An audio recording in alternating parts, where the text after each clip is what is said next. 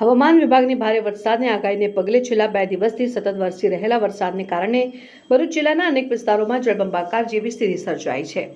મળતી માહિતી મુજબ સતત વરસાદને કારણે અનેક રસ્તાઓ પાણીમાં ગરકાવ બન્યા છે, જ્યારે નીચાણવાળા વિસ્તારોમાં પાણી ભરાતા સ્થાનિકોને ભારે હાલાકીનો સામનો કરવો પડી રહ્યો છે।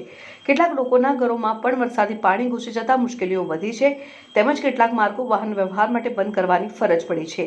આ જ પ્રકારની સ્થિતિ ભરૂચ તાલુકાના તૈયાદરા ગામમાં પણ જોવા મળી હતી અને સતત વરસી રહેલા વરસાદને કારણે ગામના અનેક વિસ્તારો અને ફળિયાઓમાં પાણી ભરાઈ ગયા હતા અને વરસાદી પાણીમાં નાના બાળકો રમતા જોવા મળ્યા હતા। ગામમાં પૂરની સંભાવનાને ધ્યાનમાં રાખીને પશુઓને પણ સલામત અને ઊંચાણવાળા વિસ્તારોમાં ખસેડવામાં આવ્યા છે।